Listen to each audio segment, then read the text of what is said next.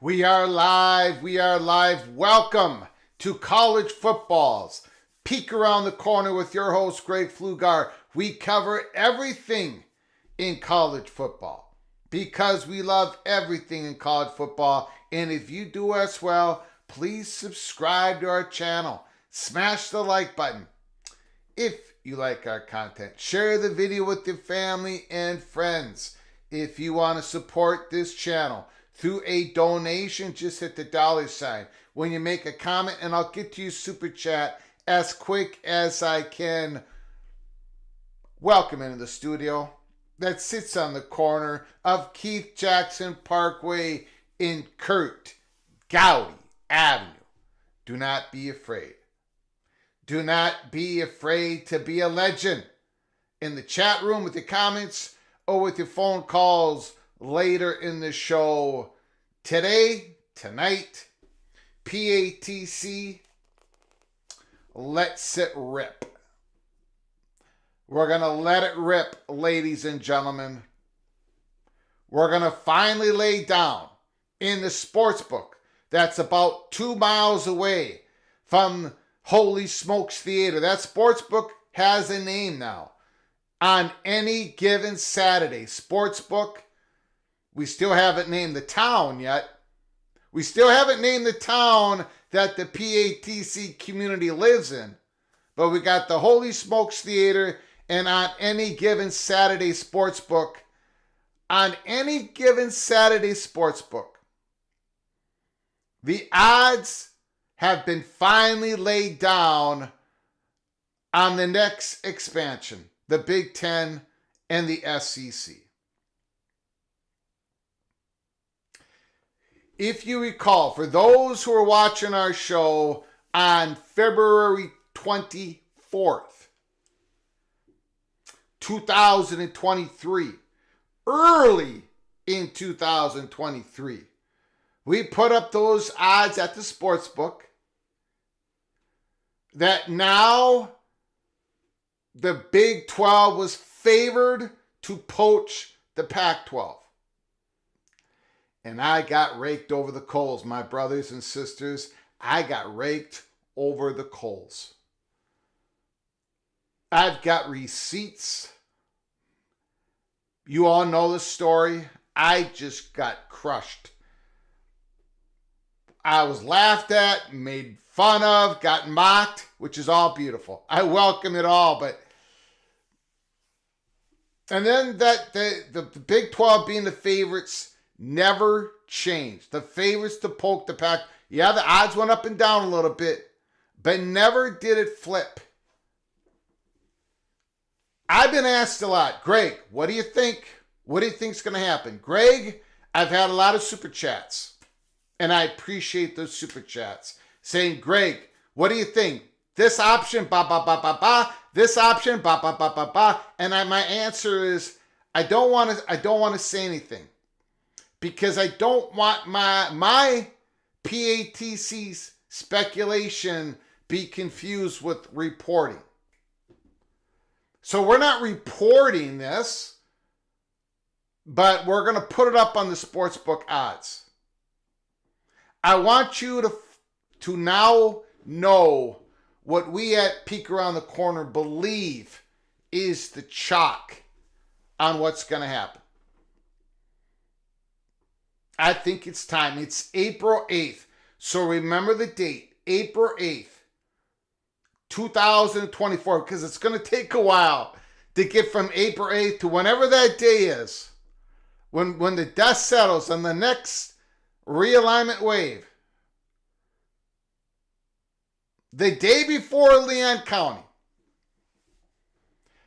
County, Florida State versus ACC, the first hearing, all the pleadings in front of Judge Cooper. The day before April 9th, April 8th, I'm going to let it rip.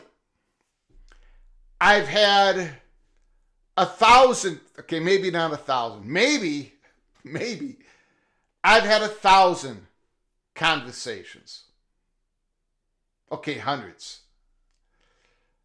I have, look, we don't have a crystal ball, but we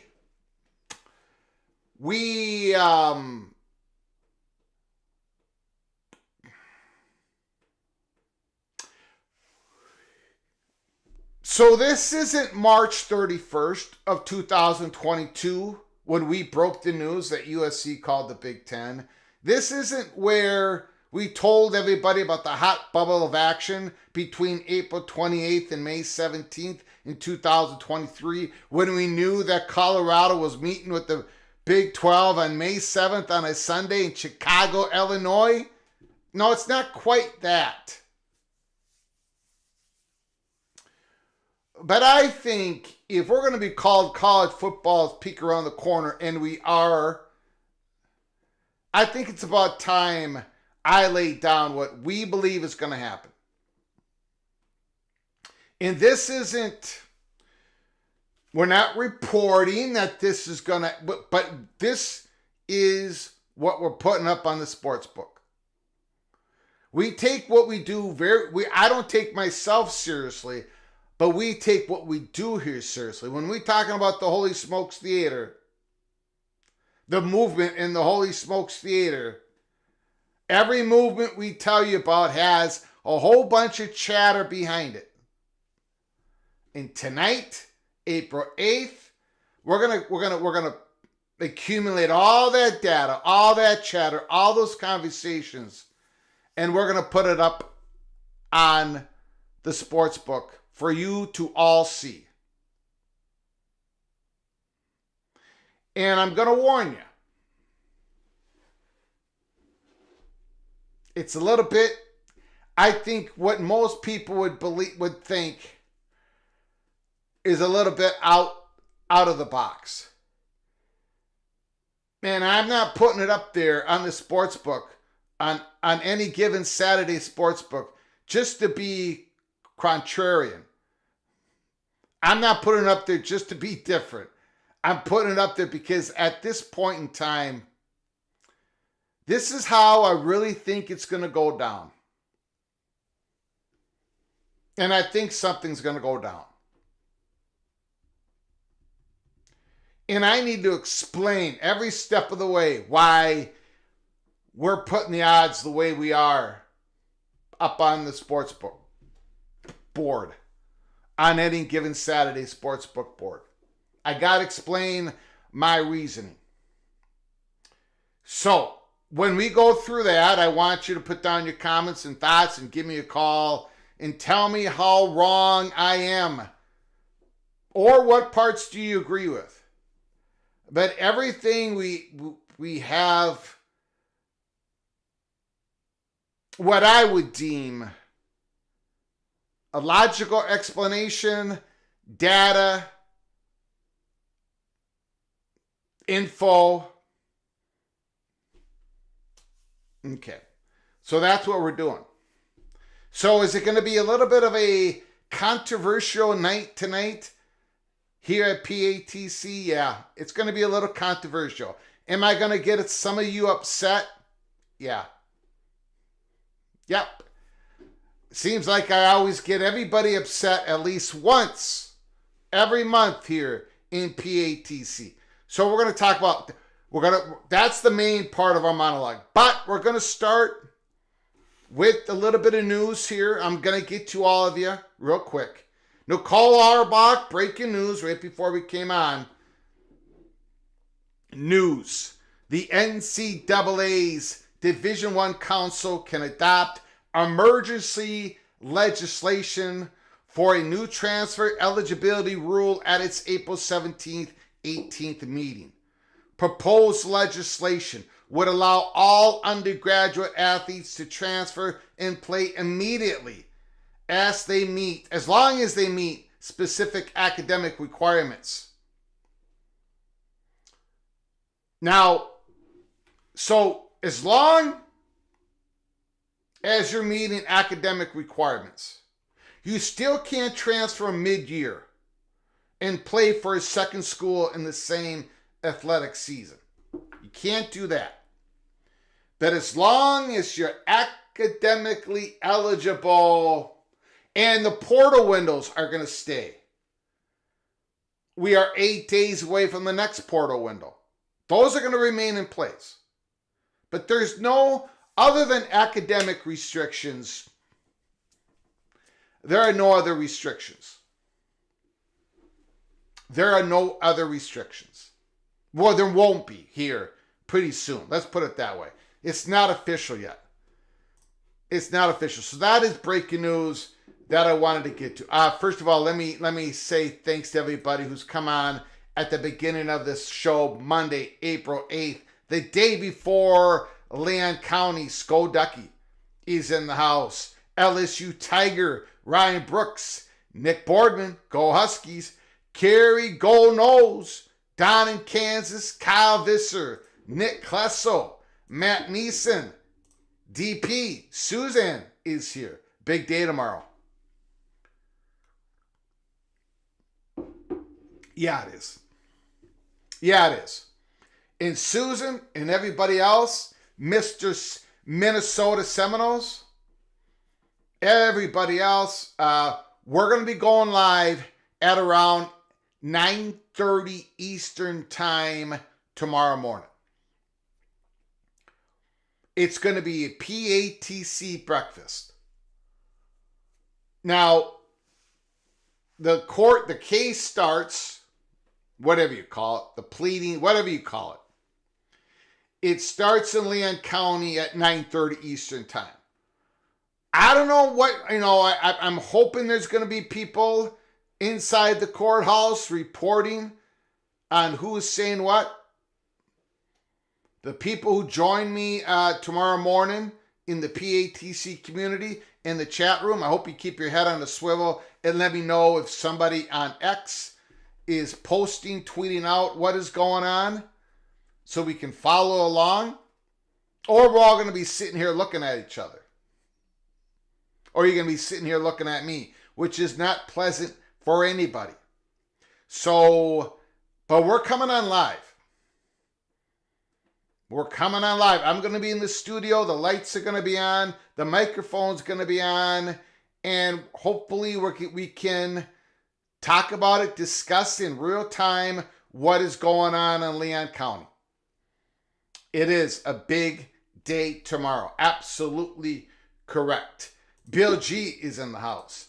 Bob Swanger is in the house. Kirk Bender. Yay, Greg is back. I never went anywhere. I never went anywhere. But I understand what you mean. Thank you, Sir Kirk. Appreciate it. DP, Purdue dethrones UConn tonight. Ooh, I don't know about that.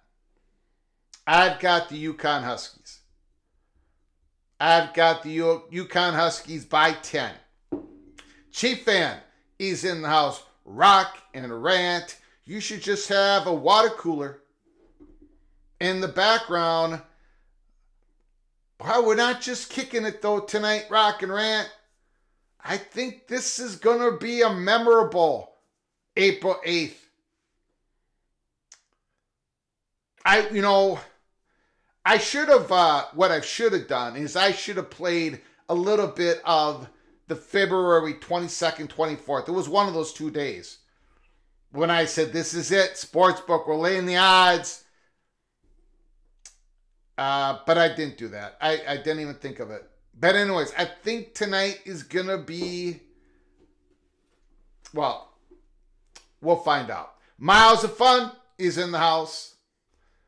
Larry, the GM. Yay, it's pack time. Cameron B. Rock Chalk Jayhawk. As the kids say, free Florida State until it's backwards. I didn't know they said that. Expedition Greg. Randy Taylor. Tony Rodriguez. Who else is in here? Jen, Noel. Yes, can't wait to see how tomorrow goes.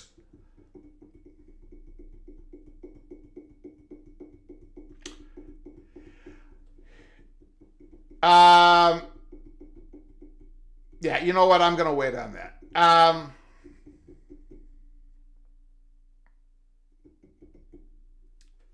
Tomorrow's going to be very interesting. Sean, how soon will it happen? Greg, my guess is the summer of 2025. That is part of what is posted up on Any Given Saturday Sportsbook. So I can't reveal that yet, Sean. Can't do that yet. My prof, we have eclipsed everything.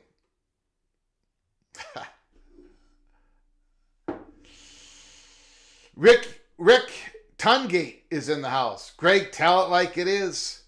Rock and Rant, some can't handle the truth, but I'm just gonna sip. Thank you, Rock and Rant. I appreciate your continued generosity to this channel. Thank you so very much. The Grateful Trojan, he's in the house. He is in the house. For the Canes, good afternoon all. It's the calm before the storm. It's a little bit. It would be. It would be if we were not unveiling the odds, the chalk for the next expansion. But we're going to do it. We have received enough stuff. I'm just going to call it stuff. Where I can. We're going to let it rip, man. We are going to let it rip tonight. Skaven, yes, is in the house. Sean is in the house. Bacon, eggs, coffee, courtrooms, and Greg. What are you cooking for breakfast, Mad Gopher? Couple eggs, little piece of ham. We like the speculation zone. This is, I'm just gonna, I love the speculation zone with the gold blue dude. But this is a little bit more than speculation. A little bit more than speculation. And I think I think most of you are going to be a little surprised. We'll see. We'll see. Tony, Tough Tony's in the house. John, Till. If UConn wins again, would the Big Ten take a look? No, they will not. But geez, the Big Ten is going to lose another championship game tonight. That's my prediction. How many championship games have they lost in the last 20 years? They've lost a ton. But who knows? Maybe the Boilermakers do win. I think UConn has too much. No, I don't think UConn gets a look from the Big Ten. I will tell you who the Big Ten is going to take a look, and I think they're going to be joining the Big Ten Conference by such and such a year. Again, we're about to unveil it at the Any Given Saturday Sportsbook. Cornelius Green is in the house. TH3. Ryan Willie, the evil Badger. The longer it takes, the more likely ESPN will extend the contract. Thank you, Ryan Willie, for the super chat. I do appreciate your generosity. Very interesting. Very, very, very interesting. Friends, call me Sean. Let's get to it. Let's get to it. Kerry Gold knows, let it rip already. Holy smokes. I got one article before I get to that. Everybody calm down, relax. Alan Sherrill is in the house. Wolfpack is in the house. Just waiting to hear our name called. Two things. Alan, I think you should spend more time this evening in the house, number one. And number two, Alan, I'm all in. I'm all in on the North Carolina State Wolfpack football team for 2024. Am I going to have them unseating the Seminoles? I don't know yet. But I'm all in. Jordan Waters, Raphael, great running back duo. I think the wide receiver room is strong, much better than last year. Concepcion, I think, is going to have some help. I think you got Noah Rogers, looked pretty good in the spring game. And, of course, I think he's going to be my favorite, Justin Jolly, the transfer from Connecticut. Holy smokes. Holy smokes. McCall to Jolly. McCall to Jolly. McCall to Jolly. Remember that connection. Remember that connection. That's all I'm going to say about that. Anyway, Son of Sarek is in the house. A lot of Big Ten teams. Holy smokes. And Purdue is probably the next one. Holy moly. Don't leave us hanging. Brick bat, be a legend today, chat. No question about it. Caleb Ramirez, is the sports book for the Big 12 too? Absolutely. Well, no, not tonight. I'm going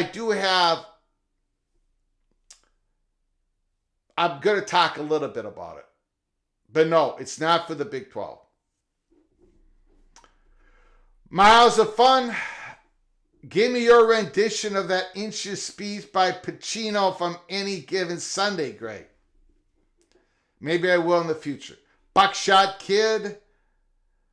Greg drunk on Wolfpack flavored Kool-Aid. Yep, absolutely. Absolutely. Greg, has NC State with better odds in the ACC than Miami? No comment at this point. No comment at this point. First of all, I just want to get to a little article here. The highest paid offensive coordinators in college football. From Zach Barnett Football Scoop. We're just going to take a minute. I find it fascinating. Some of these guys on this list are getting paid mucho dollars, and they better perform this year. High expectations for some of these offensive coordinators. We're going to go through this real quick, and then we're going to go into Any Given Saturday Sportsbook, and let's take a look at the board.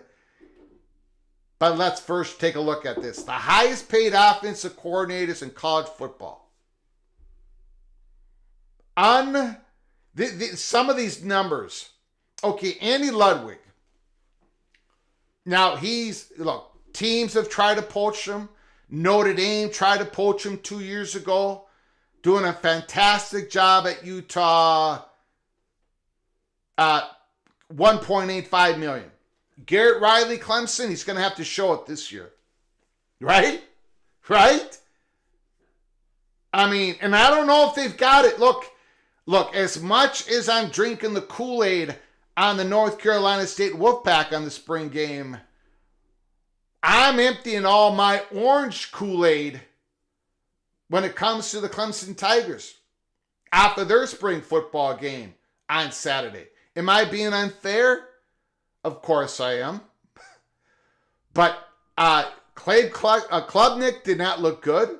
Did not look good on Saturday. I don't know. Garrett Riley, man. Charlie Weiss, I'm surprised he makes this much. I'm shocked that he makes that much. But Lane Kiffin, I'm shocked that he makes that much. Colton Nicky, Penn State, coming from Kansas, $1.6 million. Can Penn State finally get a consistent offense, please?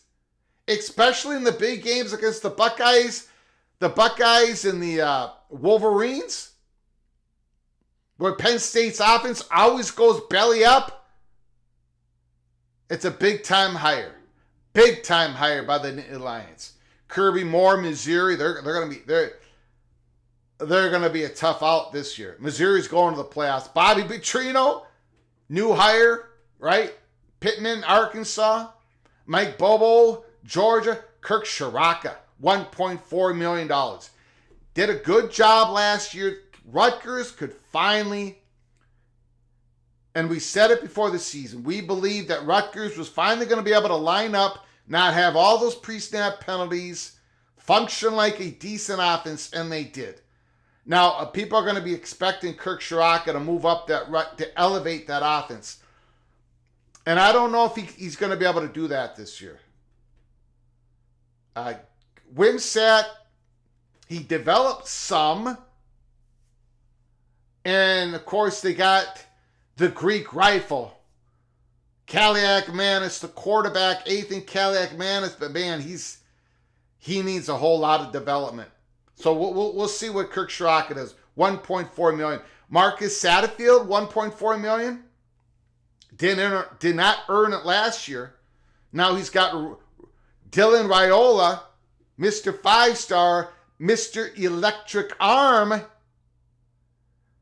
Satterfield's going to be under a whole lot of pressure. The Cornhuskers have to make a bowl game this year. The longest drought of all the power conferences. Will Stein, really no pressure at all. They're all set up at Oregon. He's a good one. Sheridan, Alabama. Kyle Flood, Texas. They impressive last year. Bush Hamden, Kentucky. Phil Longo, Wisconsin. Mr. Longo, they're going to have to elevate it this year. Tyler Van Dyke at Wisconsin. I don't know. Tim Lester, Iowa. Boy. Boy, oh boy, oh boy, oh boy, oh boy. He's got a tough job. Cade McNamara, hopefully for the Iowa Hawkeyes, Cade McNamara is healthy. He's got a tough job. Chip Lindsey's got a develop a new quarterback. Brian Lindgren coming with Jonathan Smith, Michigan State. Latrell, Oklahoma. Now he's co-offensive coordinator there. Rob Sale, same thing at Florida. Kirk Campbell, Michigan. Josh Gaddis, Maryland. They lost their big-time quarterback. Cortez Hankton, LSU. Joe Sloan, LSU. They kind of split the task there at LSU. $950,000. Graham Harrell, Purdue. You know, I don't know if that's a good match. I don't know if Graham Harrell at Purdue, it looks like Purdue's offense is going to change a little bit this year. Not so much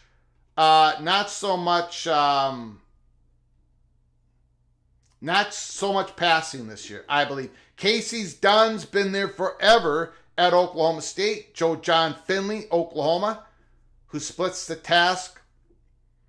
Tyler Brown, Virginia Tech, $875,000. Des Kitchens, Virginia, $875,000. Robert and North Carolina State, and I think now they were very poor last year on offense, but this year, I already talked about it. I think they're going to score a lot of points. Kidley at Texas Tech, Red Raider. Lunny Jr. at Illinois. Jeff Grimes, Kansas. He's coming in. They lost their offensive coordinator to Penn State. Derek Nix, Auburn. Mike Shanahan, Indiana, under Signetti. Pat Schumer, we know about Pat Schumer, Colorado. Deion Sanders dumps his offensive coordinator last year. Now he's the new head coach of San Diego Aztec. Pat Schumer, if things are not working out with Shedeur Sanders, Schumer, you could be axed halfway through the season. Glenn Thomas, Nebraska, he shares the task at Nebraska. Kevin Barbay, Houston. Faulkner, Georgia Tech. Arbuckle, Washington State. Ryan Gunderson, Oregon State. Brian Brom, $700,000, Louisville. Brad Glenn, Cincinnati. He's got Sorsby, the transfer quarterback. I think they've got something they can work with this year. Bearcat Country. I think you've got a quarterback. I did not like what you brought in last year at quarterback. I said that at the beginning of the year. This year it's different.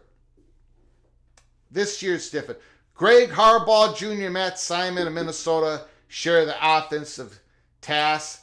Last year went all pear-shaped. This year they brought in the top FCS quarterback in the country, Max Brosmer. So we'll see what the Golden Gophers, Eric Bieniemy, UCLA, Cal, and Callaway, Florida. So I just wanted to show the salaries, offensive coordinators. Some of them are going to be under a whole lot of pressure. And I think the number one guy on that is Garrett Riley of Clemson. He is going to be under a whole lot of pressure. Anyways, put down your comments and thoughts. Let me know. What do you think of your offensive coordinator? Do you have faith in him? Are you ready to pull the plug on him? Are you going to give him more time? Are you crying in your pillowcase like I am most nights when I think about my beloved Golden Gophers offense? Okay, here we go.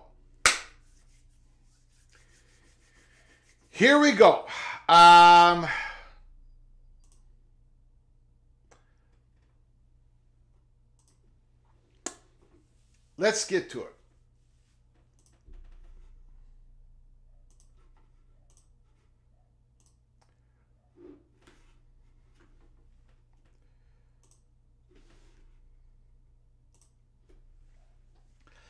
PATC Chalk Talk. Tonight, April 8th,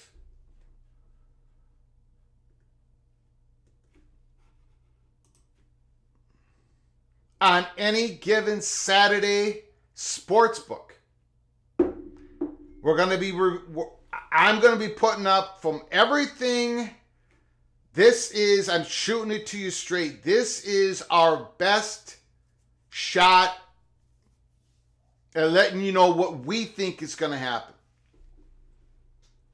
in the next expansion for SEC and the Big Ten. And yes, we do believe that both conferences are going to expand before the 2027 season. We have it at 2027. Now that we're not predicting it's going to happen in 2026, but this is before 2027. Could be 2026, 25. But so we're not so particular on the year, but something happening before 2027. And the first thing, before we put it up on Any Given Saturday Sportsbook, we had to somehow figure out how this was going to go down between the ACC and the Florida State Seminoles, the Clemson Tigers.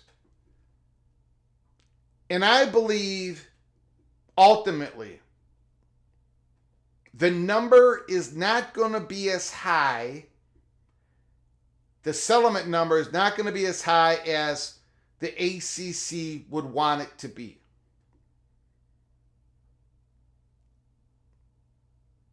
The ACC's goal ultimately will be a conference that survives, that keeps most, if not all, of their secondary valued schools, and is a conference that has that is elevated above the other G5 conferences. The goal of Jim Phillips is the survival of the ACC in and around that fourth power spot in the conferences. And so they're going to need a big enough return on the settlements to satisfy enough schools in the ACC to keep them on board. They're going to get a different media agreement, right? Media package. It's probably going to be with ESPN. And at some point, I do believe that ESPN is going to play at least an invisible hand in all this. So, the Big Ten. And by the way, I'm going to get to your super chats, memberships, and stuff after we go through this. It'll be the first ones I hit. I do appreciate your patience. So, when I say all that, I believe the SEC is almost going to get everything they want. At the end of the day, the SEC is going to get almost everything they want.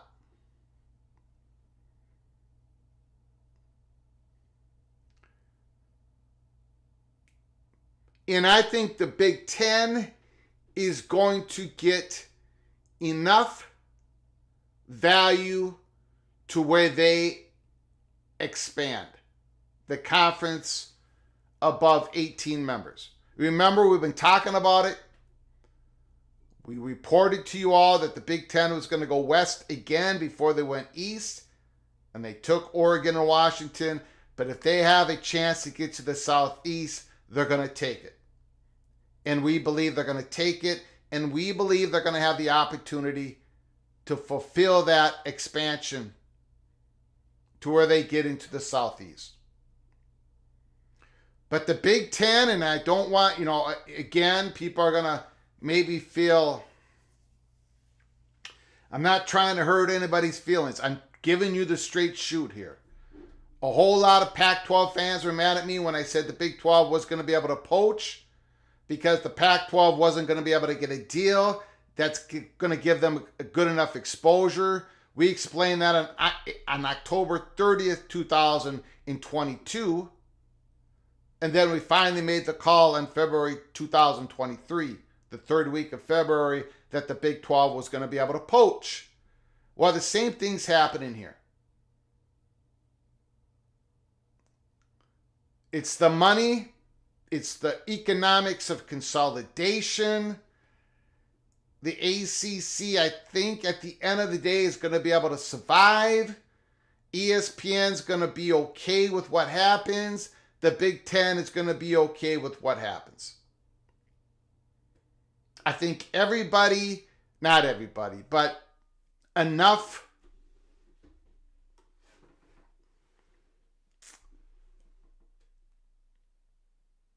there is cloak and dagger going on.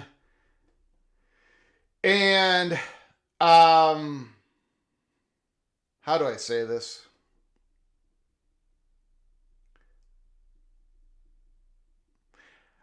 Ultimately,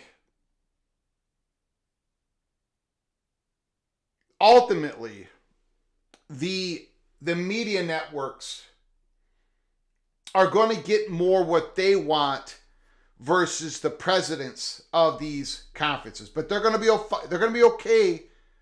The presidents are going to, the SEC, the Big Ten presidents are going to vote on it. They're going to have to be okay with it. In most part, they're going to be okay with it. But the media networks are going to get what they really, really want off this. And the SEC is going to get almost everything they want. So here we go. April 8th, 2024. This is like our February 24th, 2022, when we called the shot that the Big 12 was going to be able to poach the Pac-12, and it finally happened on July 27th, 2023, when Colorado, who we had at the middle of the stage for months, finally pulled the trigger. OAGS Sportsbook, the chalk on Any Given Saturday SEC editions by 2027. We believe here at Peek Around the Corner, after so much conversations, chatter, poking and prodding, we believe that North Carolina will be an addition of the SEC by 2027. Again, if the Big Ten could make it happen, UNC would be the school under Notre Dame when it comes to priority. But Notre Dame is not going to get North Carolina. That's what we believe at Peek Around the Corner here on April 8th, 2024. This should not surprise anybody. We've been very aggressive here. I'm going to spend some time on this. Again, we're going to take our time. We have been very aggressive to the point where people said, great, be quiet about this. You keep talking about it. But months ago, we talked about the lay of the land at North Carolina was changing. That Mike Gusowich was getting kicked out. That the Board of Trustees, the edge was going to the SEC. The SEC, the people who would rather see North Carolina go to the SEC than the Big Ten, they have taken over. And now the Board of Governors have completely taken over. There is an article today, just today. And I'm not even, I was going to go through it tonight, but it is more the same. Just go to News and Observer if you want to read it. You remember a few days ago when we reported to you at Peek Around the Corner that we knew there was some communication at North Carolina Chapel Hill from one body to the next, asking about what do we need to do to the Board of Governors if we decide to file suit, do we need to bridge that with the other financial documents that we need to give the Board of Governors? Remember when we talked about that a few days ago? when the article in News and Observer, they're talking about memos going back and forth. The Board of Governors, the 24 members Board of Governors, President UNC System President Peter Hans, the 24 member board that has to look over the whole system, which is 16 public universities. They have control of everything. If the North Carolina Board of Trustees needs to go to the bathroom, they probably have to go to the Board of Governors to get the key. The Board of Governors, if you look, we did a show on it. You know, there's reason why I do all these shows and episodes. We did a show on it. We showed you the amended UNC policy, January 24th, 2024. The amended policy, North Carolina Chapel Hill cannot file suit. The Board of Governors is the one that does that. The Board of Governors has the capacity. The Board of Governors has all of the power when it comes to realignment. The Board of Governors, in the memo going back and forth that was talked about in the News and Observer this afternoon, or this morning, talked about how the UNC Board of Trustees, Board of Trustees, they have to make sure, they got to make sure that when they do a meeting at North Carolina Chapel Hill, it has to be 7 days. The agenda has to be posted 7 days, and it has to be in public for the Board of Governors to even look at it. The Board of Governors has stripped the power away from North Carolina Chapel Hill. Stripped it. University of North Carolina Chapel Hill Board of Trustees is just an advisory group. That's it. That's it.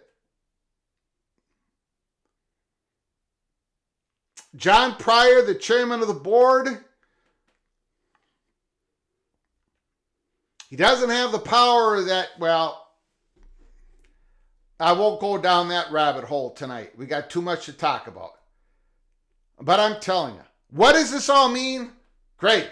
Why are you going through all this? Well, you're going to see here shortly why I'm going through all this. The North Carolina Chapel Hill does not call the shots. The Board of Governors do. And the Board of Governors, there's a certain faction, a certain political bent, certain interest that controls the Board of Governors. And it is more obvious than ever. We talked about this. We gave you the peek around the corner months and months and months and months ago when people were saying, why is Greg spending all this time on it? So what does all that mean? Well, you'll see in a second. Clemson. We believe Clemson is going to be an SEC edition by 2027. Now, this probably doesn't shock too many people in the PATC community.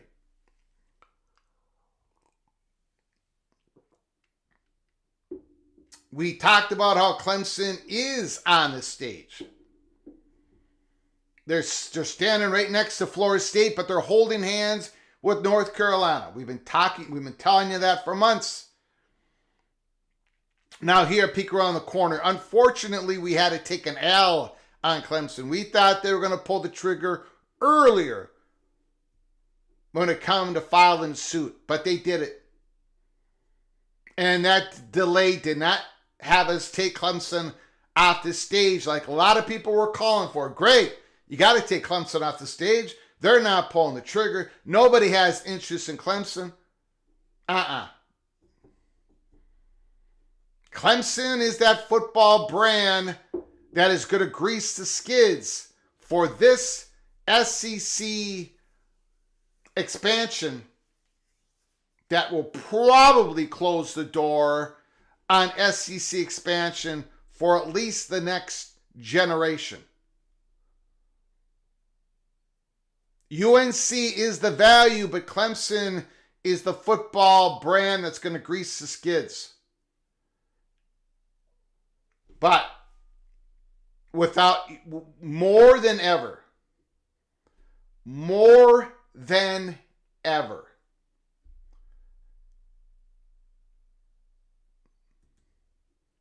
North Carolina State.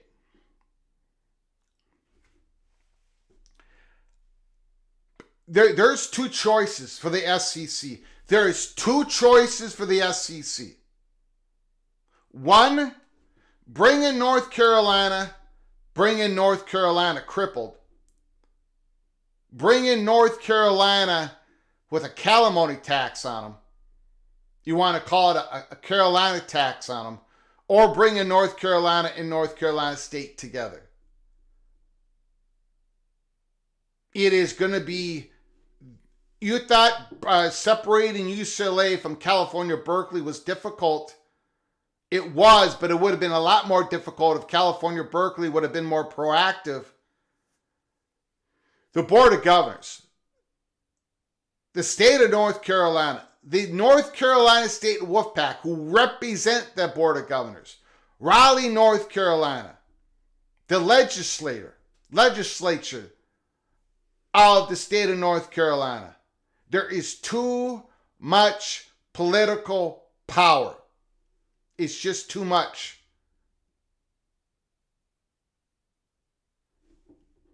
It's too much not to take North Carolina State, in our humbled but strong opinion on this. It's just too much, guys. The Board of Governors are controlling the levers. And if they get anything, any financial plan from Chapel Hill that doesn't take into account North Carolina State, they're going to send it back. And either one of two things, either North Carolina State's going to have to go with North Carolina, or North Carolina State's going to have to get a whole big check, yearly check from North Carolina through the SEC. I mean, they're not doing all this, guys and gals. They're not doing all this in the state of North Carolina simply for North Carolina to leave easily. No problem. We're gone. Don't need to even North Carolina State's not even part of this. That's not happening. So, the SEC, right? The SEC, their goal was to increase the footprint. If they're going to expand, and I think they're going to expand, obviously, their goal was to increase the footprint. The footprint of the Southeastern Conference. Right? They've already doubled up here on Clemson with South Carolina. Now, they're two different markets, two different brands. I get it. But when it comes to selling, it isn't quite doubling up, but you get what I mean. Clemson is in South Carolina. North Carolina State, UNC, the two public universities in North Carolina. So the SEC isn't quite getting everything they want. But the two public universities in North Carolina, it's going to be SEC country. And so the fourth school, eventually, we believe that the SEC will add. Now this, of course, we're pretty solid here at Peek Around the Corner when it comes to North Carolina, Clemson, and North Carolina State. For all big reasons. North Carolina, obviously, target number one from the SEC, and they've done everything they possibly could to circle the wagons around North Carolina. There's so much evidence of that, I'm not going to spend any more time on it on April 8th. Clemson, yes. That's the football brand that they're bringing in. All those Clemson Tiger fans are going to be going and traveling, buying tickets. Clemson is an add-on for the SEC, and then North Carolina State. Then the 4 schools of Virginia. Virginia, North Carolina. There is a relationship there that's been going on forever. Virginia's going to bring in the state of Virginia to the SEC, expanding the footprint. We believe Virginia is SEC and add-on. What they come in at, I don't know. Are they all going to get the pro rata? Are they all automatically going to get what everybody else is going to get in the SEC? Probably not. But we don't know. But those are the 4 add-ons to SEC by 2027. North Carolina, Virginia increases the footprint. North Carolina State, good luck. At this point, good luck getting North Carolina without North Carolina State. And then Clemson.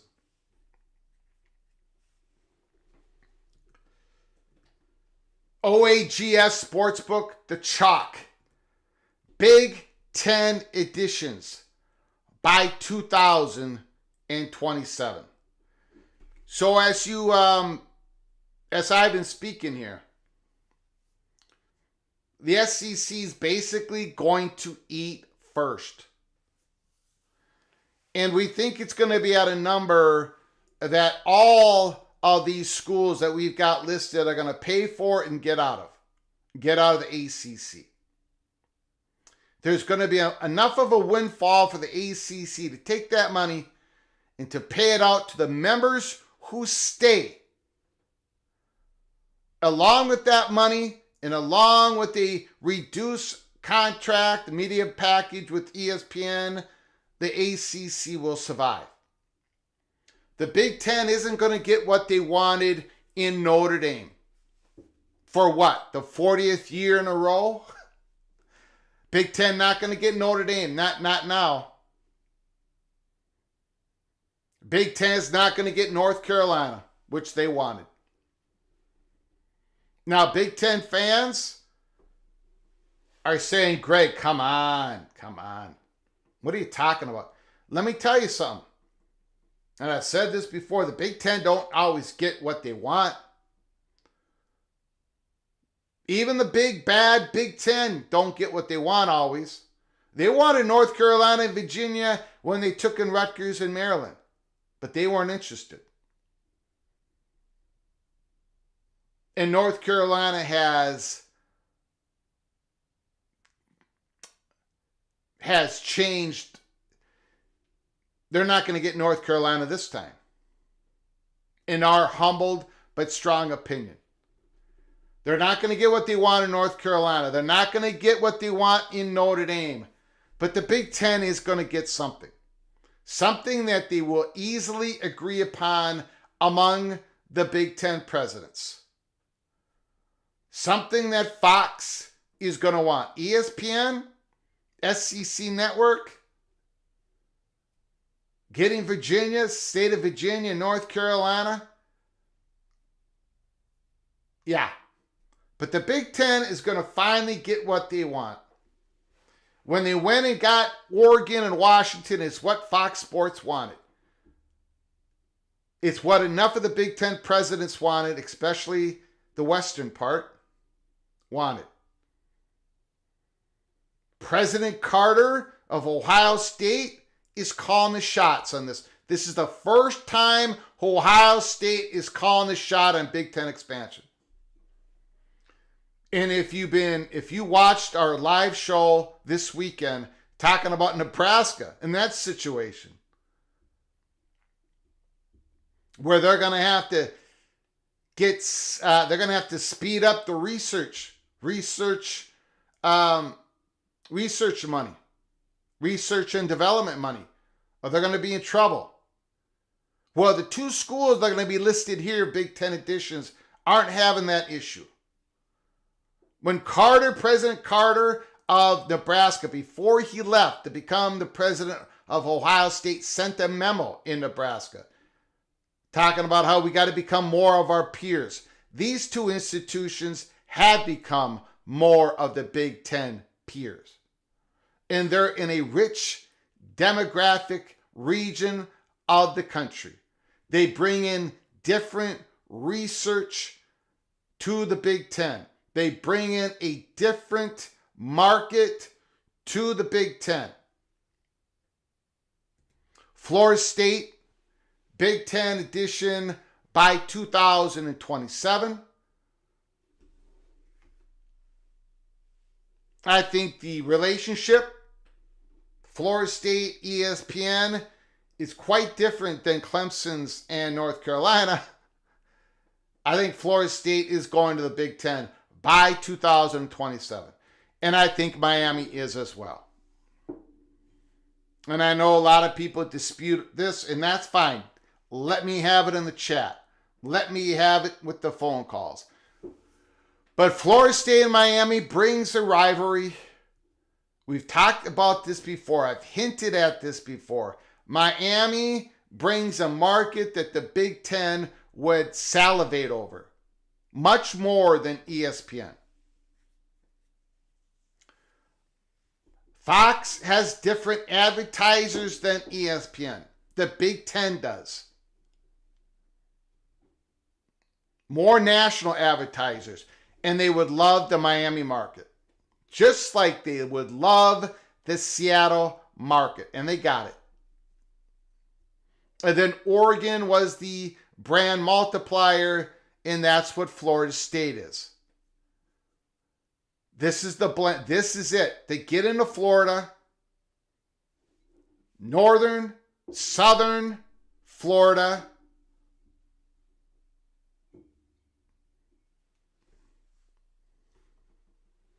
So there it is. North Carolina. North Carolina, Clemson, North Carolina State, and Virginia to the SEC. Florida State, Miami to the Big Ten.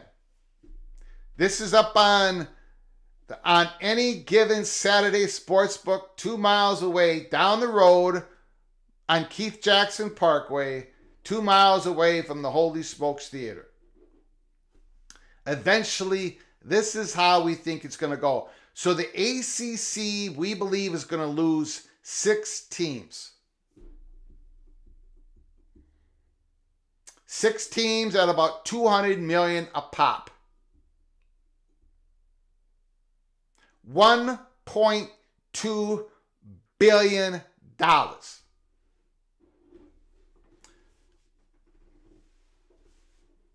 To the 8 full members of the ACC and Notre Dame.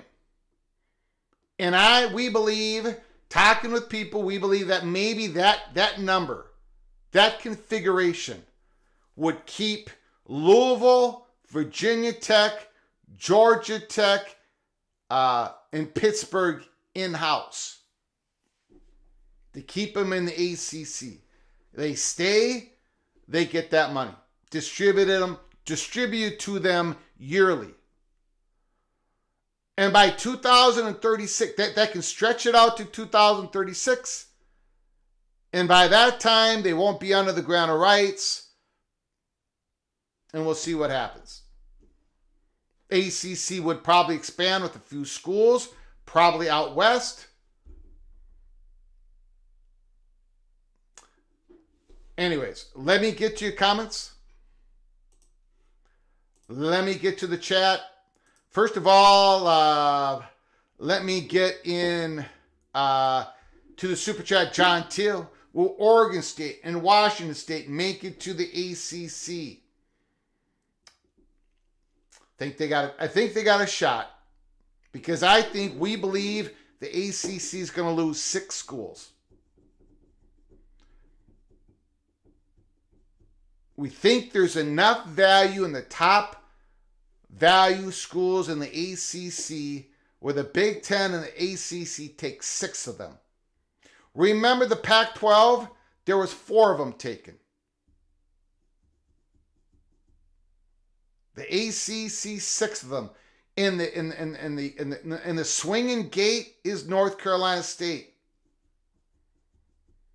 And because of North Carolina State, I don't think the number can be 4. It's got to be 6.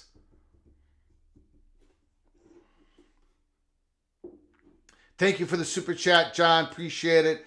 Kerry Gold Nose, GT. Thank you so much. We don't do that drinking game here, but I do have water in my glass, so I'll take a drink. John Teal, Oregon State, Washington State, Tulane, Memphis, ACC backfield. The first 3 schools make a lot of sense to me. I think the ACC might only have to expand with 3 more schools. Thank you for the super chat, John. I do appreciate it. Now, I am going to open up the phone lines. I know some people probably want to let me have it. I'm going to tell you something. Guys. Phone line 763-260-1333. 763-260-1333. The number is open.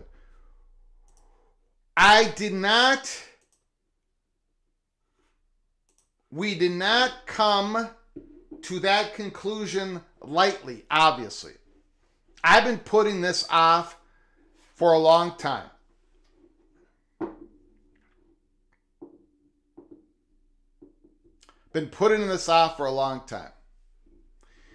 The 2 scenarios is Miami, Florida State to the Big Ten, Clemson in North Carolina to the SEC, and then the other scenario is Florida State, Miami to the Big Ten, North Carolina, Clemson, North Carolina State, and Virginia to the SEC. That North Carolina State situation is real. Call from back off vacation, crab cakes and football. To accept Crab cakes and football. Mr. Terrapin is on the line. So what are you thinking, buddy? Sir? Day before Leon County. What's happening? I just think if 6 teams leave the ACC, I think Notre Dame has no choice but to join the Big Ten by that point. I mean, you don't lose Florida State, Clemson, North Carolina State, Virginia, and some Miami, and they go, oh, we're going to stick with this pretty much weak schedule. Yes, they still got Stanford, but I think at that point it's a scheduling issue. I think that is one of the 3 pillars that Notre Dame has always said that will keep them independent. If they can still schedule, if the money's there, and if they got playoff access. If you want to call this playoff access, okay, kind of, sort of. And scheduling is going to be gone at that point. And the money, no, they're not even revealing what they're getting for their TV contract from NBC. So I think, I mean, everybody wants them to be independent, but I think if all them teams leave, I think they have no choice at that point. Well, I tell you what, I'm looking at it a couple ways here. One is the Big Ten ain't going over 20 without Notre Dame, and right now Notre Dame's not joining. So Big Ten definitely is not taking on 3 schools. Connecticut fan in the chat says, Greg, what about Georgia Tech, the Big Ten? Atlanta's a key market. Not above Florida State and Miami. It just isn't going to happen. I mean, if Notre Dame goes, then they're going to try to get Stanford out of their contract and bring Stanford, or possibly just go solo. So, I mean, but like you said, that's probably 27, and right now they're not going to tip their hand. They're trying to say they're not going, but if their schedule gets decimated like that, losing Clemson and all these teams, I just don't see how they stay. I mean, maybe somebody a lot smarter than me out there can tell me to shut up and know my role, but I just don't see it because I agree with you. Eventually, I think the walls are going to close in too tight on Notre Dame, but not enough to where not and let me put it this way. When the SEC eats what we believe the SEC will basically eat first, the Big Ten is not going to let this opportunity slip away. They're going to add somebody. And when they add somebody, Notre Dame's just not going to be available at the time. Yeah, that's a good way to put it. Yeah. I can agree with that, yeah. Yeah. All right, man. Well, All right. I'm at work, and I'm getting ready to go through the guard check, so I can't be on the phone. Appreciate I'm back. Have fun. Later. Yeah, appreciate the phone call. Now, again, if you're new to the channel, please subscribe to the channel, smash the like button, and have your notifications on. We're going to be coming on live tomorrow morning at 9:30 Eastern, 8:30 Central. We're going to try to follow the Leon County case, Florida State versus ACC. We're hoping there are going to be some people in the courtroom, and we're going to be covering the story. We're going to do the best we can. All right, so join us tomorrow morning, PATC breakfast. Call from Immaculate. Immaculate, Mr. Hawkeye. Congratulations on the sensational season of the Iowa Hawkeyes women's basketball team. Absolutely fantastic, sir. Yeah, good for them. I mean, the numbers that they achieved were astounding. 18.7 million. Yeah, 23 peak.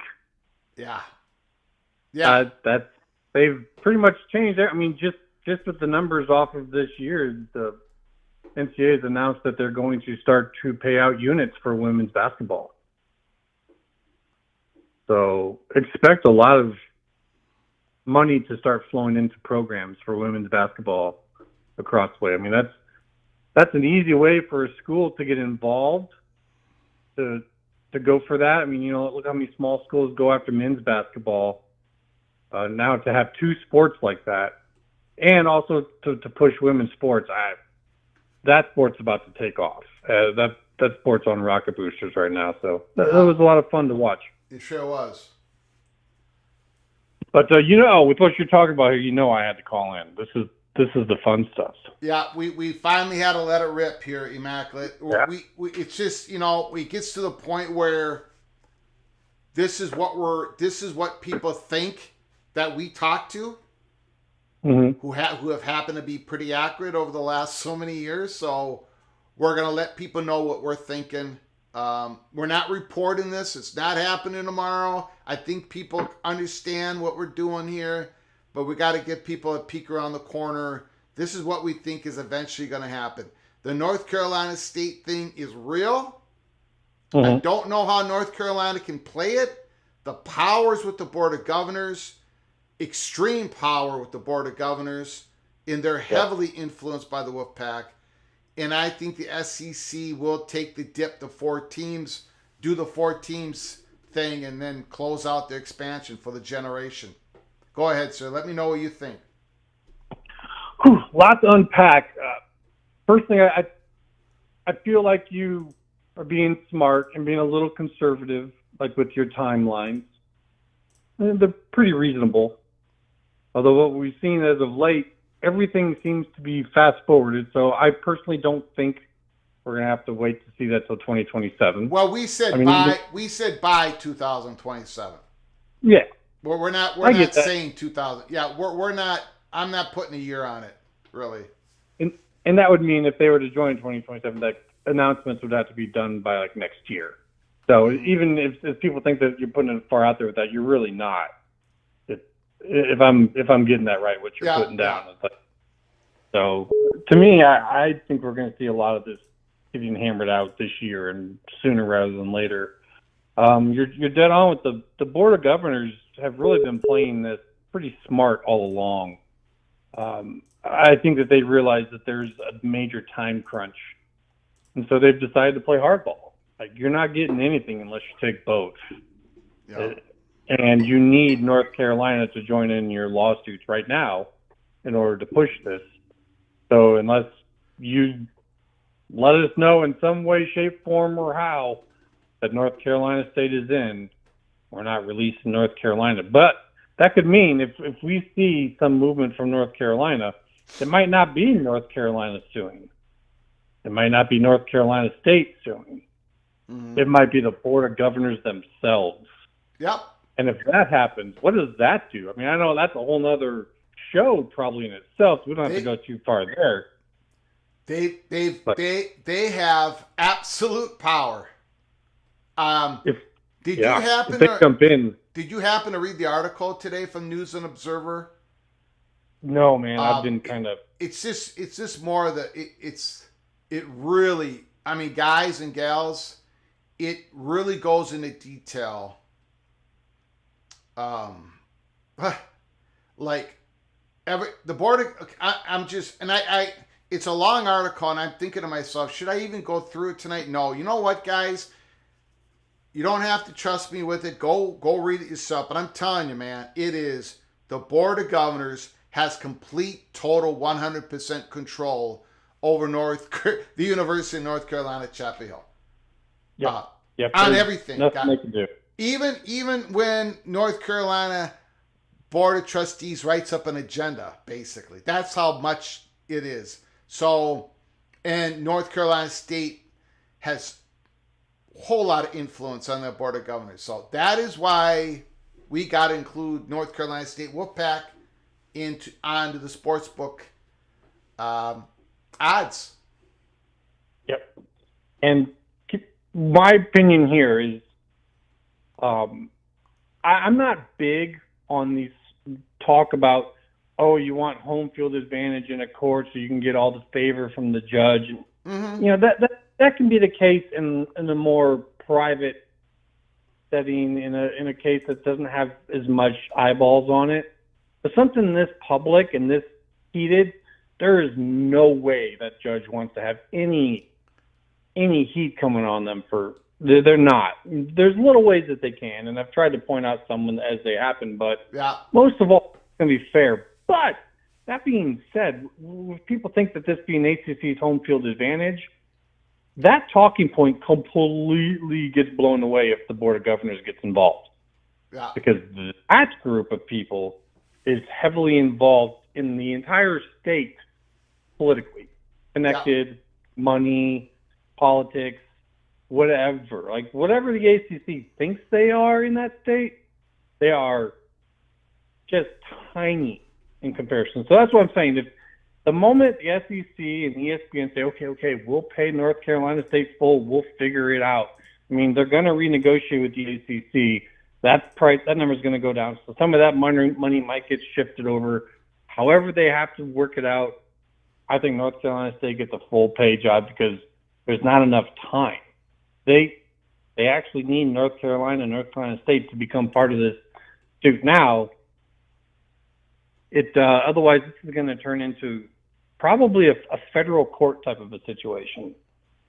So I agree with you 100%. I think the first three to the SEC is without a doubt Clemson, North Carolina State. Mm-hmm. And I think Florida State actually is the first move because then that frees ESPN to do whatever they want with the ACC legally, market appropriation, all that jazz that I'm not super knowledgeable about, but I've seen some talk about. And beyond that, I honestly don't know. I look at, I think Kansas is definitely going to be on the list. Missouri has really worked their way into being a valuable entity in the SEC. They were just an add-on, a throw-on, Texas A&M carries this whole thing. But Missouri has made themselves valuable. And when a school program makes itself valuable, you got to do some things to boost that. And to me, that Missouri-Kansas rivalry is just dying to be an SEC rivalry. That being said, I think the Big Ten might have plans for Kansas further down the line. And just like what you said with Washington and Oregon, they were not a plan for now. They were a plan for later.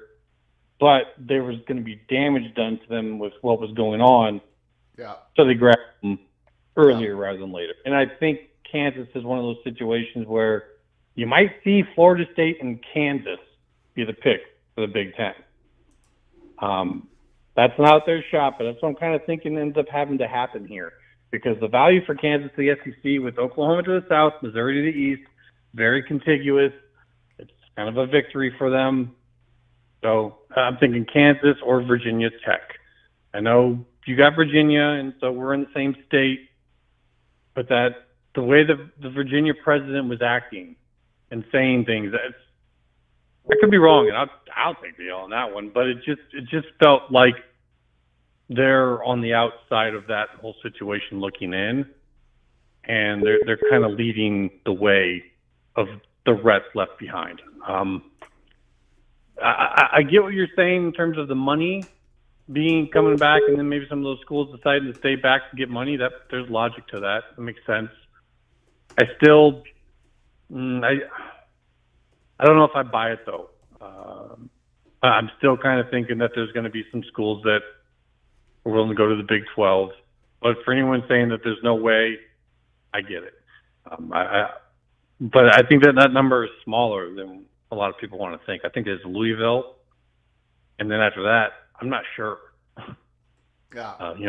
If Virginia's not going and they're staying behind, if there's Notre Dame is putting together something with the ACC to have, maybe not the highest paid conference, but a conference of peers of particular type.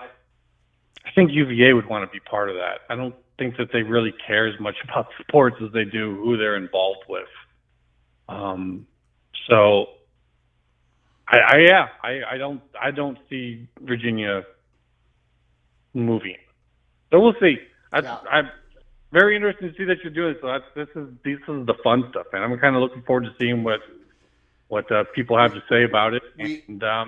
We held back on it for months, not weeks, but months. But now I think I feel comfortable enough to put it up on the board so people kind of understand where we think this is heading. Obviously, we hold the right to change it, but we don't like to change something once we put it up on the board. So we'll see what happens. I appreciate it, man. And I know there's some folks who like to kind of come up with a new projection every week. I'm not one of those people. Yeah. I like to figure out what I think makes the most sense, stick with it until something changes my mind. And it does happen, and I know that happens with you too. So I do appreciate it when you do this. It's not all that often, so it kind of makes it a special thing. So good job. Looking forward to what everyone has to say. That was my thought. Appreciate it, Mr. Hawkeye. Great call once again.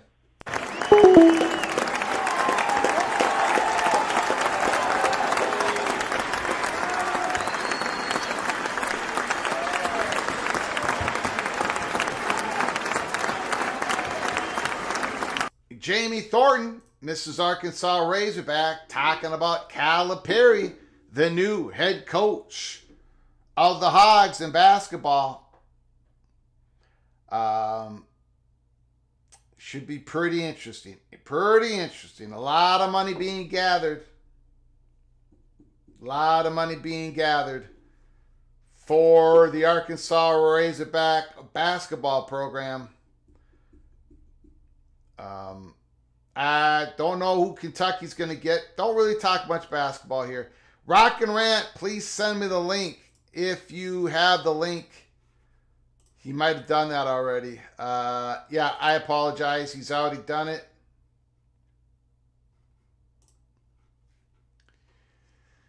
A message. Let me see if I can pop this up here. Hold on. What am I doing?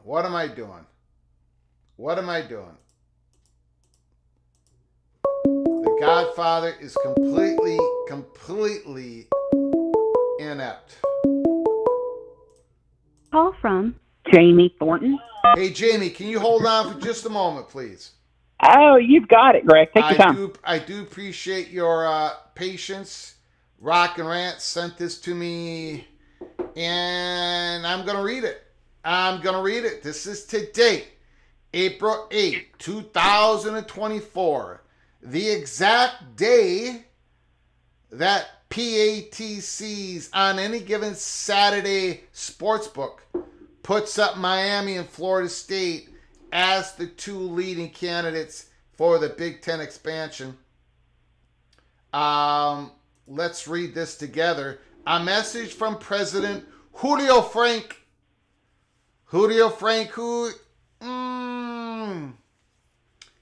this guy's Mr. Academia. This guy is not,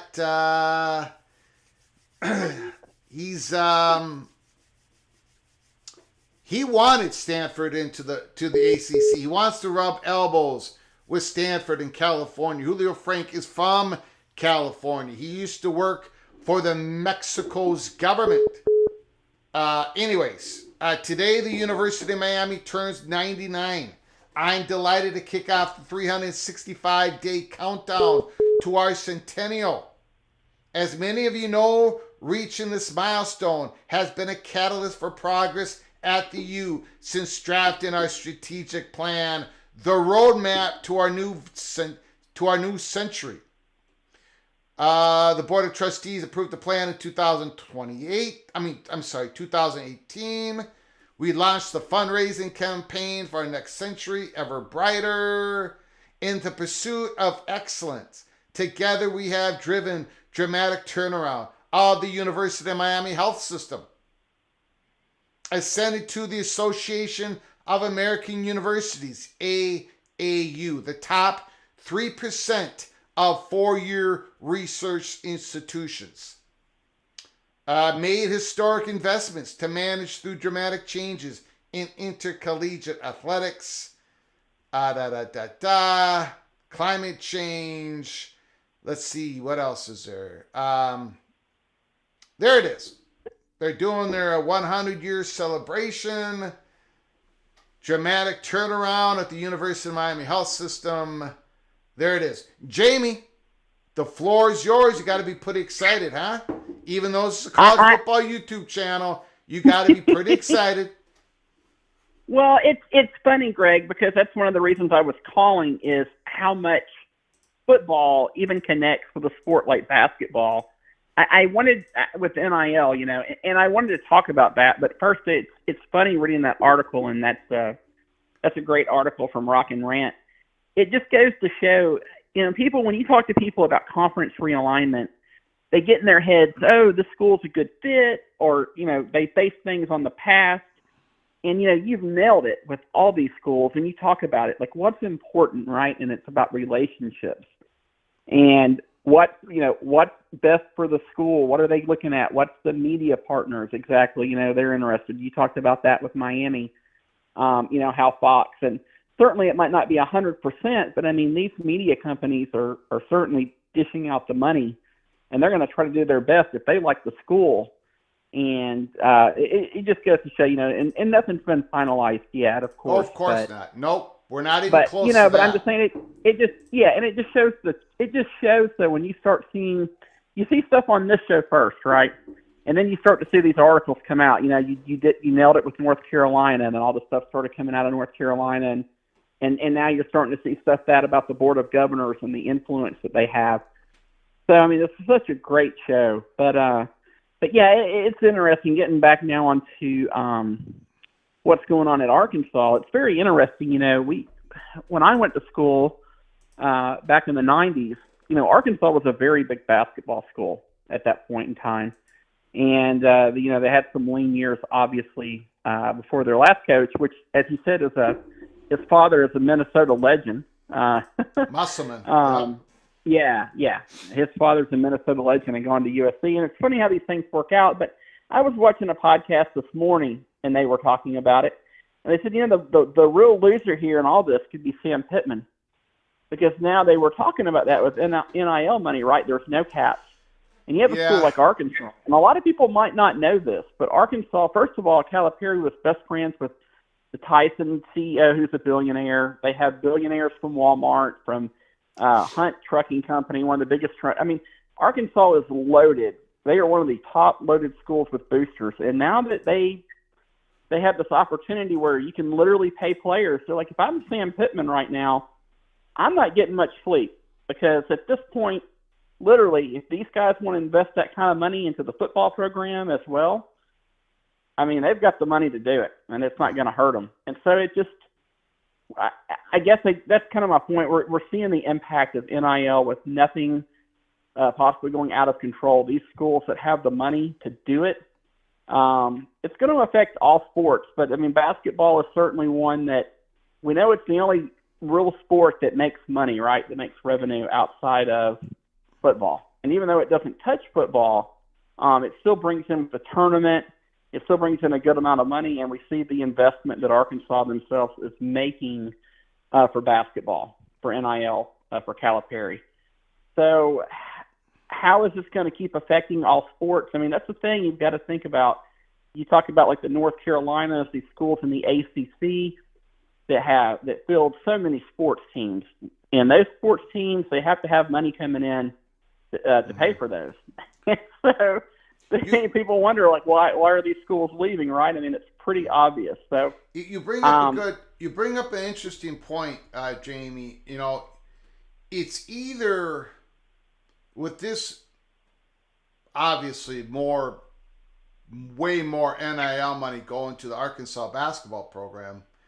It's interesting. Right, There's two ways to look at it. It's like, well, that means there's less money for Pittman, but maybe not, because you know, you get the Tyson Chicken CEO putting out a check for a collective at Arkansas for the basketball program. He may be more likely to send another check for the football program. You know, exactly. A CEO that's not doing much of anything right now. He might, you know, it's interesting. Could go either way on that. But yeah, you know, Arkansas's they've got to have a good year this year for Pittman's sake. Yeah, they really do. I mean, I know there's a lot of excitement with Bobby being there, and some people have already made the joke that he's really the head coach. You know, so Pittman's already in an awkward situation, and that's what they were mentioning about with this. You know, it was a very interesting take. And this wasn't like Monty or any of these other. This was like a big show, you know, ESPN show, and they were saying, like, hey, man, like all these programs, I would be worried to death, because the programs that have boosters and the money like Arkansas, right, and there's a lot of schools out there that have that kind of money that can fund. We're really seeing that at Florida State. Like, hey, we're going to help. We're going to get whatever we got to do to get out of the ACC. I mean, these schools that have money, the question is, I guess the question is that will they keep like they start investing in basketball, right? Investing in football and so forth. And we already know about what Lane Kiffin's comment was about Ohio State, about the $11 million, $12 million that they already spend a year in football.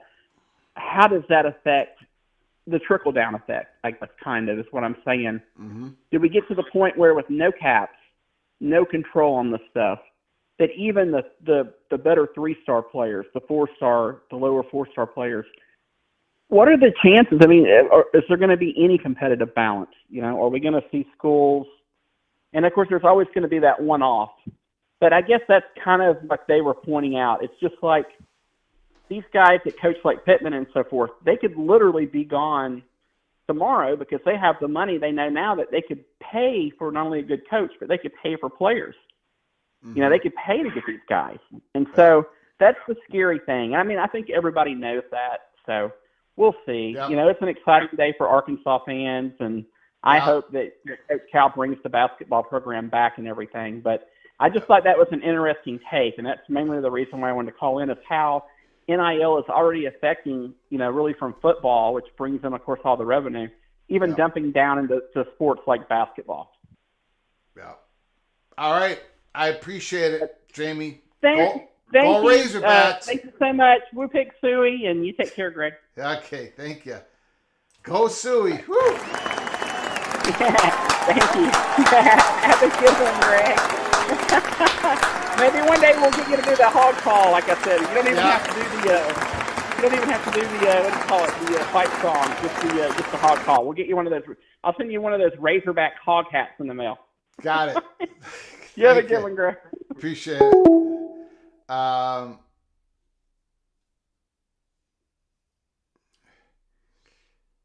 Let's see here. John Teal, thank you for your super chat. I appreciate it. Wait, not Memphis. I mean UConn to ACC. To me, that makes a little bit more sense, only because Don't know if Memphis is going to be able to get the votes when it comes to, I don't know. We shall see. We'll get to that when we get to it. But thank you, John Teal, for your super chat once again. Appreciate it, sir.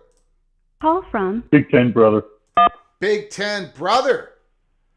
Hey, how you doing, buddy? Good. Thanks for calling, sir. The floor is yours. Let me run this by you on the money that will be left behind from the 6 teams that you said are willing to leave. Will that offset when ESPN walks away? Well, ESPN says, okay, we're not going to renew this contract. Will that offset that money so they really don't get ahead?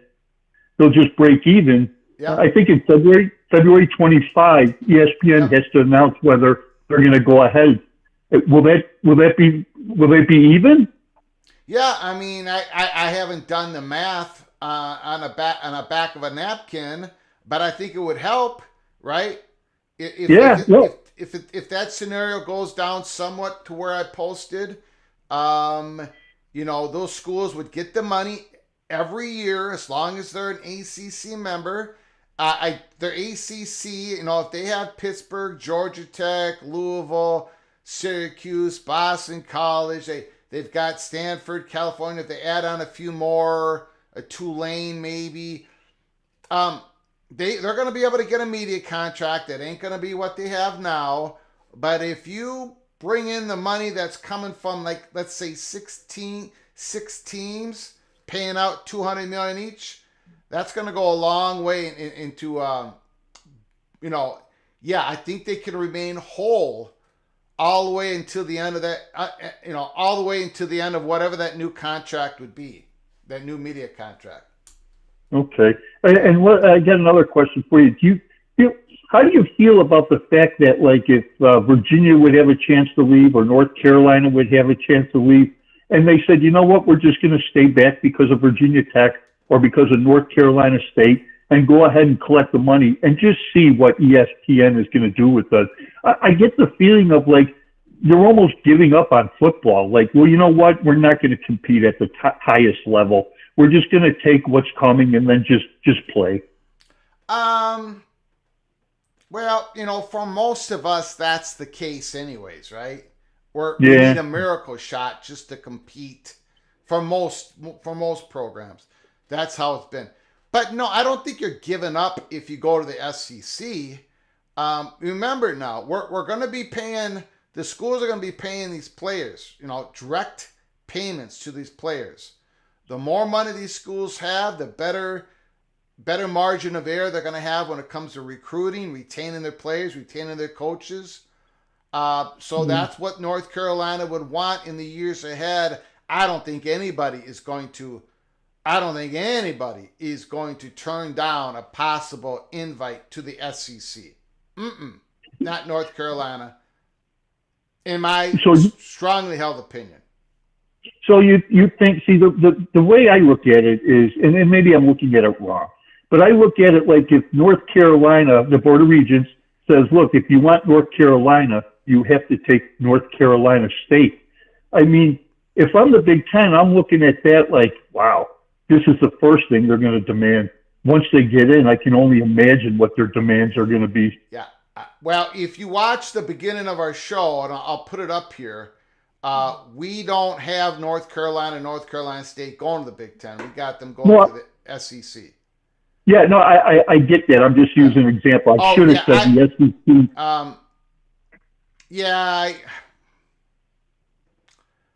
I see what you're saying, but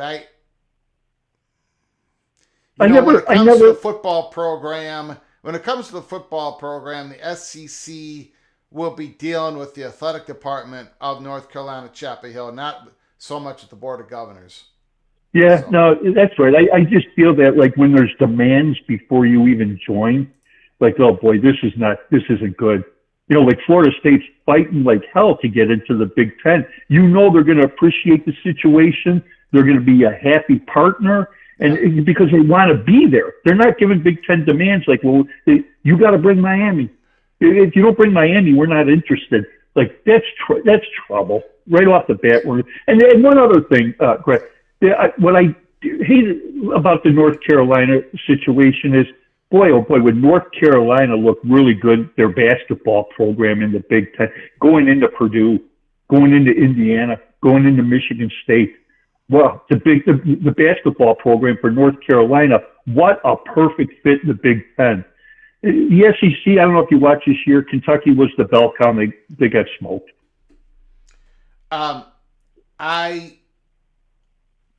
There's a lot of great points there. But North Carolina, if Jim Delaney had basically a 25-year discussion with North Carolina, right? Yeah. North Carolina had a shot to become a Big Ten member, but they turned the Big Ten down, so the Big Ten went with Maryland and Rutgers. Virginia turned the Big Ten down. So now North Carolina is even changed even more to the forces that run North Carolina are now slightly SEC. We've been talking about it for months. It's just, and I've said this before in public. I have a nephew who graduated, a professor at North Carolina. Now he's going overseas. I've been told a lot of stuff when it comes to what's going on at Chapel Hill over the last couple of years. I reported that here live pretty much once every couple weeks. Other reports have picked up on it nationally. North Carolina, good and bad, however you want to look at it, don't matter to me. I'm just telling you guys, North Carolina Chapel Hill isn't the North Carolina Chapel Hill 5 years ago. And if the powers that be, and especially the Board of Governors, it has SEC written all over it. I guess that's the direction they go in. But I just look at it like, gosh, North Carolina, they're getting good football. They win 9 games. They're getting very competitive. If they got into the Big Ten, I think they'd even get more competitive because the recruits that would be more interested, like, wow, you're playing Michigan, Ohio State, Penn State. They would even get better in football. But realignment is not based. Realignment choices by the presidents and stuff is not based upon how many wins you're going to get in football. Oh, I know. I wasn't finished. Hold on. Okay. When Texas and Oklahoma called Sankey, it wasn't because the SEC was going to be easier to win than the Big 12. They called the SEC because they knew what the future, what was going on. Same thing with USC. It wasn't going to be because they were going to win more games in the Big 10 and win. It's just because they knew the future, what was going on. So I don't think North Carolina's going to be turning down any possible invites. Florida State's not going. None of these schools are going to. If there's an opportunity for them to jump, they're going to jump. If they lose more football games, so be it. If they lose more rowing contests, so be it. Whatever the sport is, it don't matter. But here's my second point. The Big Ten is full of AAU universities. Is North Carolina willing to get how many AAU Carolinas universities are in the SEC? Now they take a hit academically. Who does? North Carolina. Does SEC, do all their schools have AAU in the SEC? No, but the SEC's academic profile, research profile has improved greatly. I mean, Georgia's is a good research university. Of course, Vanderbilt's fantastic. Florida's a good research university. Their last add-ons was Missouri, really good research university. AAU, Texas A&M's AAU, Texas is AAU. Oklahoma does more research dollars than Nebraska and Oregon. So SEC isn't what the SEC used to be. But North Carolina isn't. I can't really get into this rabbit hole, but Greg, I get you with that, but I'm looking at it as a whole. I'm looking at their basketball team, and I'm looking at, other than Nebraska, the whole Big Ten is AAU. So that tells me they probably take their academics and their research, their technology, they take it pretty serious. They want all their schools to be AAU. And I just look at North Carolina and I think, boy, they're an AAU school, and yet they're running away from an AAU conference? I mean, getting better. Yeah. Getting better. If North Carolina goes to the SEC and not the Big Ten, people are going to be on both sides of the issue. That's cool. All I can say is the lay of the land, what it is today. Yes. And politically, inside the Board of Trustees and especially the Board of Governors, it's SEC. Yeah. Now that could change, but right now it's pretty solid. Okay. All right. That's a great. I believe you. I'm just looking at it going, boy, what do they really want to make that decision and look away from their basketball and their AAU where they would just slide in perfectly with the Big Ten? Yeah. They're ready made for the Big Ten. Delaney has told them a million times the exact same thing. Okay. All right, buddy. That's all I have. You got it. Appreciate it, buddy. Call again, sir. Bye-bye. Bye-bye.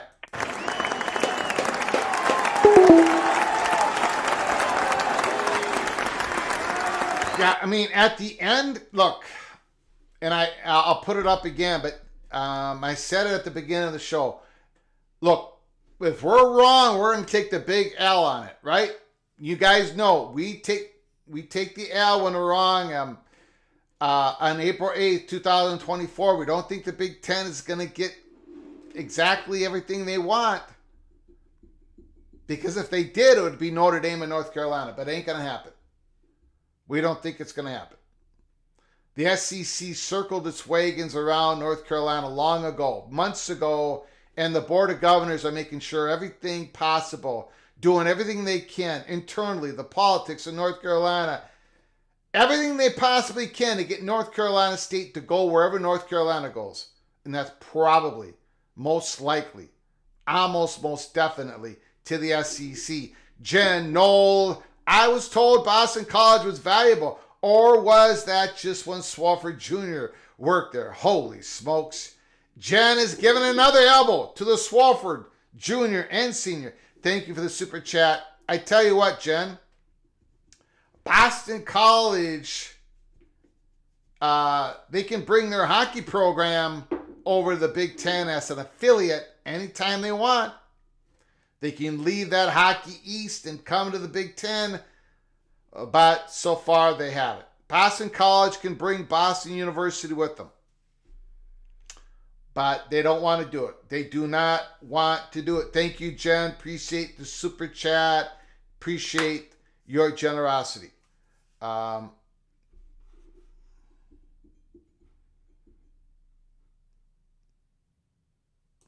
As a fan, I value Florida State and Miami higher than North Carolina. Jay Chapman, North Carolina to the SEC. Connecticut fan, Virginia President Jim Ryan is an excellent president, could get hired by Harvard or Yale.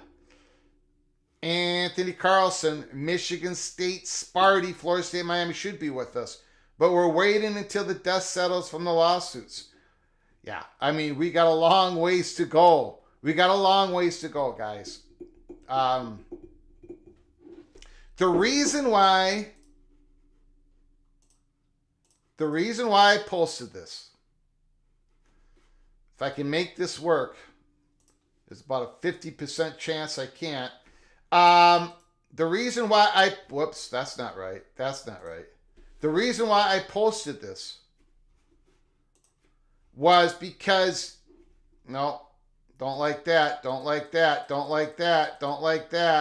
The reason why I posted this was because at some point we were going to have to do it. And all the information, all the conversations we've had, it leads us down the same path. Could we end up being wrong? The chances are probably pretty good, right? Probably pretty good, but this is what we truly believe. We nailed the Big Ten expansion twice over. The USC, the Oregon, Washington, we nailed the Big 12. We nailed it all. We have nailed it all. This, of course, is a whole lot more complicated. Whole lot more complicated. We still haven't even really digested the Virginia Tech situation. But you know what? The state of North Carolina politically has been way more proactive than the state of Virginia to make sure that North Carolina State would have the best potential possibility to get in to the SEC. So there's our 4 that we believe on April 8th that will be SEC editions by 2027. And by 2027, the Big Ten editions will be Florida State and Miami. If you just join us, that's the major story. We've been asked for about the last, I would say, 7 months, 6 to 7 months, to finally put down what we think is going to happen. So we finally did it tonight. The night before Leon County, Judge Cooper, 9:30 Eastern time in the morning, 8:30. Let me put the phone line. Phone lines are now open again. 763-260-1333. So 9:30 tomorrow morning, Eastern time, Leon County. We're going to be covering it live. So flip us on. And I don't know what's going to happen. I mean, I don't know how our coverage is going to work. We're hoping. Maybe Jen knows or somebody in the chat knows. Is there going to be somebody in that courtroom reporting? I'm guessing there's going to be. But then we're going to have to find them on X. So everybody who joins me tomorrow morning, 9:30 Eastern time, 8:30 Central time, 7:30 Mountain time, 6:30 Pacific time. For those who join me, help me find who the reporters are. They're going to be reporting in the courtroom. 'Twas the night before FSU Minnesota Seminoles. With 20 teams, will they get away from no divisions? I would say no. I don't think they will. Not at this time. Maybe that will change, Ryan, but I don't think so. These athletic directors, these presidents, but especially the athletic directors, want everybody to play each other as much as possible.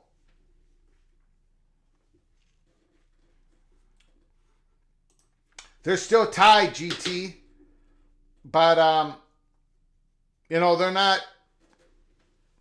They haven't taken the steps that the state of North Carolina has. But there are complications there, no question about it.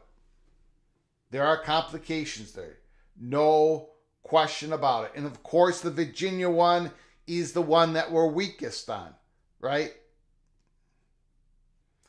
But above all other options, we put Virginia in there because of their relationship with North Carolina and the state of Virginia.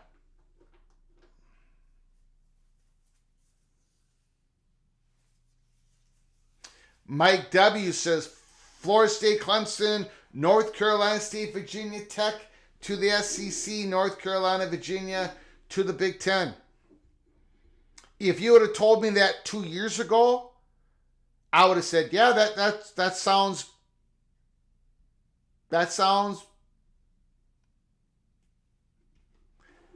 accurate. If you would have said that to me 2 years ago. Today,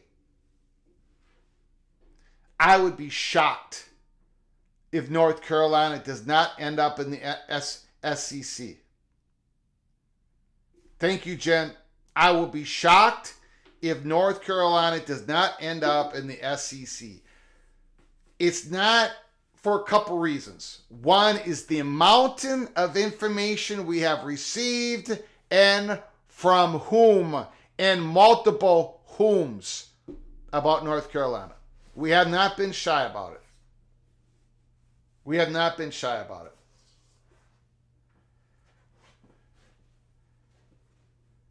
Clemson alumnus. First of all, Clemson and alumnus, I do not put up my email. Do you have a Twitter? Do you have X? If you have X, you can DM me whatever you want to DM me. I really do not put out I got two emails, and I don't put out either one.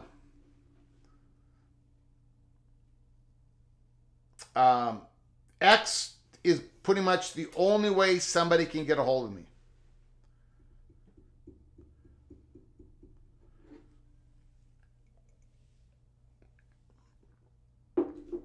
$35 million. Holy smokes.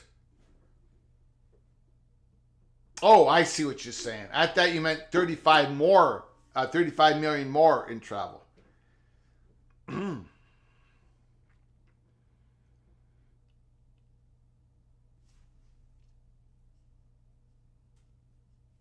Tough Tony, Big Ten wants Florida State for many reasons.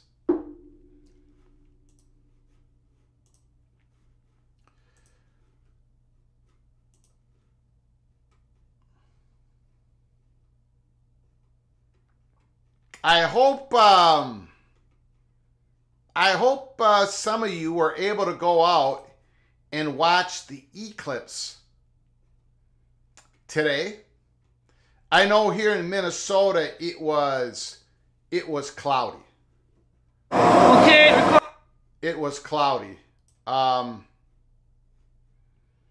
going to show you guys I'm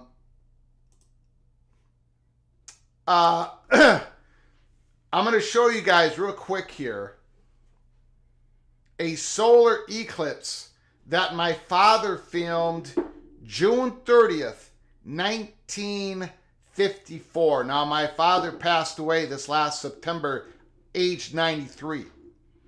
He filmed this on his camera, June 30th, 1954, solar eclipse. The voices you hear, no, I know what, I'm not even going to have the voice. I'm going to have the sound down. So this is my father filming his brothers and sisters. He came from a family of 11 kids.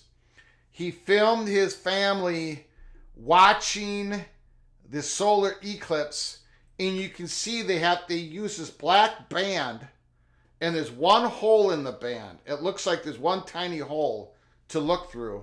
But here it is. This is put on my well, anyways.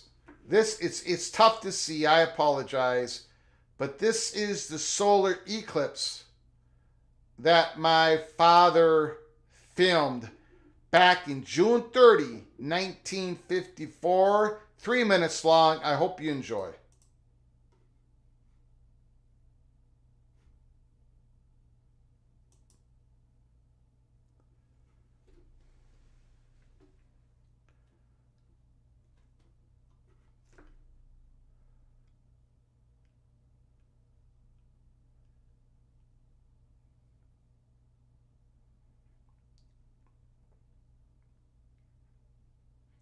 $1954. This was 7 o'clock in the morning. 7 o'clock in the morning. I guess. That's what we were told.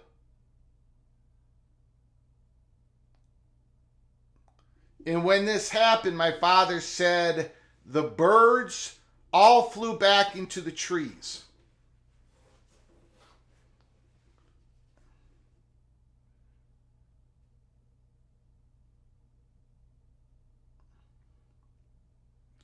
And then soon you'll see the diamond formed. They call it the diamond. When the moon goes over to the edge of the sun here.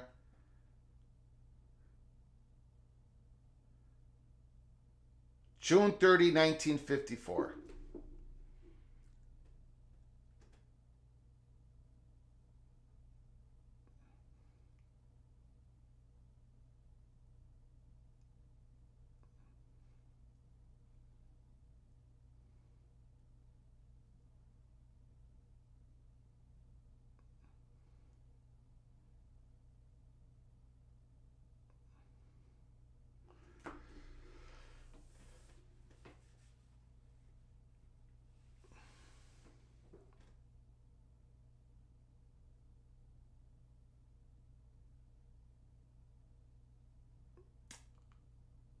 And there it was.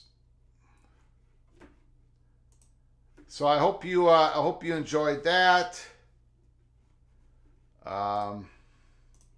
So if you did not see an eclipse today, if you did not see one, there's the one in 1954. You can tell people that you saw it.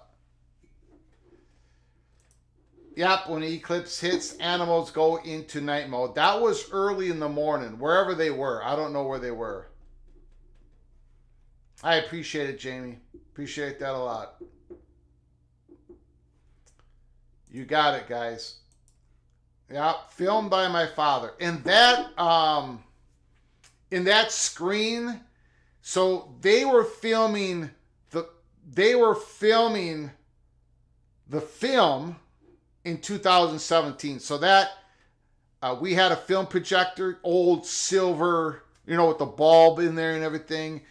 And we were taking the film, filming it on a wall. And then we were filming that so we could put it on YouTube way, way back. So,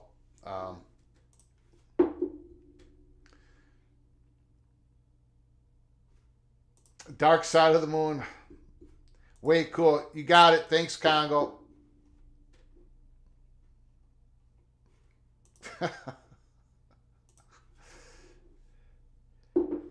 I don't remember anything in grade school. Tony, I don't remember much.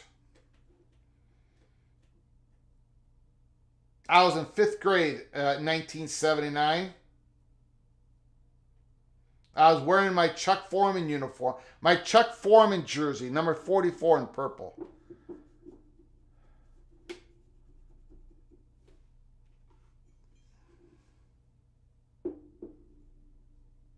Illini Ted. My dog went nuts at the height of the eclipse. For a split second, I thought maybe all the crazed conspiracy theorists was going to be correct.